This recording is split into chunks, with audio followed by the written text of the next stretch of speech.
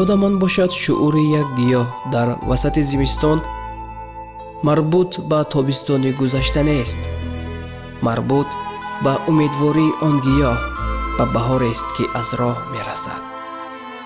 гиёҳ ба рӯзҳои рафта намеандешад, ба рӯзҳое меандешад ки меоянд. агар гиёҳҳо яқин доранд ки баҳор хоҳад омад, чаро мо инсонҳо бовар надорем ки рӯзе метавонем ба ҳар он чӣ ки мехоҳем аз хайру хубӣ даст ёбем? ба оромиш, ба шодӣ, ба ишқ, ба нишод, ба ҳамдилӣ, ба муваффақият.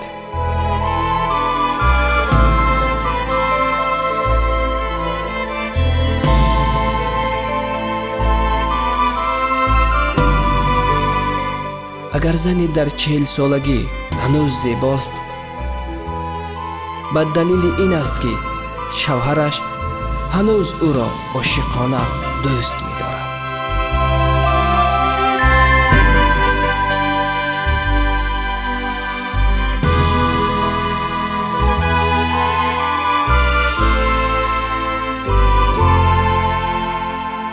дар робитае ки қарор аст ҳамеша иштибоҳоти тарафатро бибахшӣ.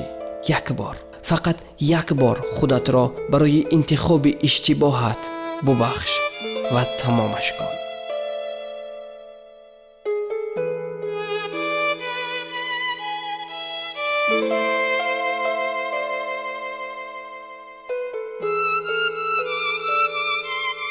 салиқа танҳо роҳест барои ин ки баён кунӣ ки чӣ касе ҳастӣ, бидуни он ки маҷбур бошӣ ҳарфе бизанӣ.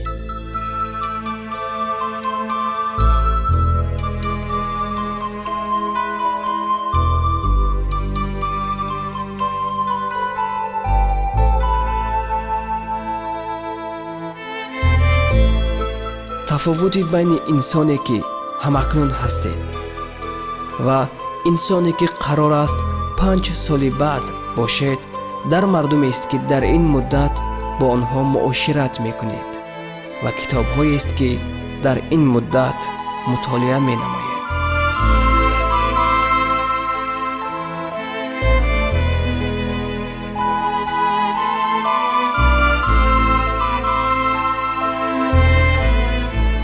мо хеле вақтҳо меъёрҳои зебоиро иштибоҳ гирифтаем, яъне иштибоҳ ба мо муаррифӣ кардаанд.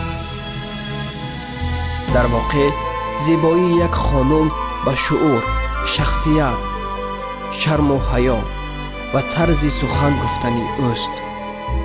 боқӣ ҳамааш бо як дастмоли коғазӣ пок мешавад.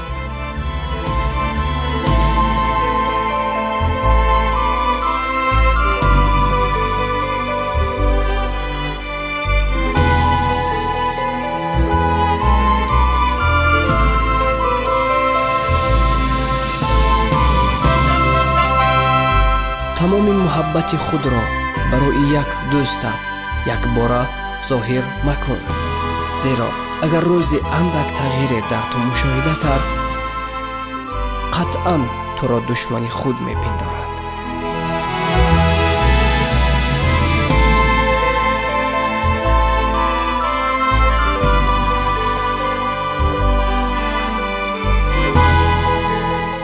киштиҳо ба хотири оби атрофашон ғарқ намешаванд, балки бо сабаби обе ки дохилашон ҷамъ мешавад, ғарқ мешаванд.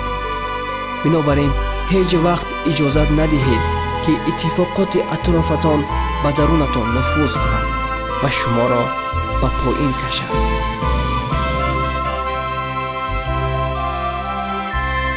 азамати миллати ман ки аз тамоми дунё фарқ мекунад, фақат ба ин хотир аст ки савор бар амвоҷи буҳронҳо ҳаракат намуда иҷозат надодааст ки ҳаводис ва буҳронҳо ба даруни он асар гузорад.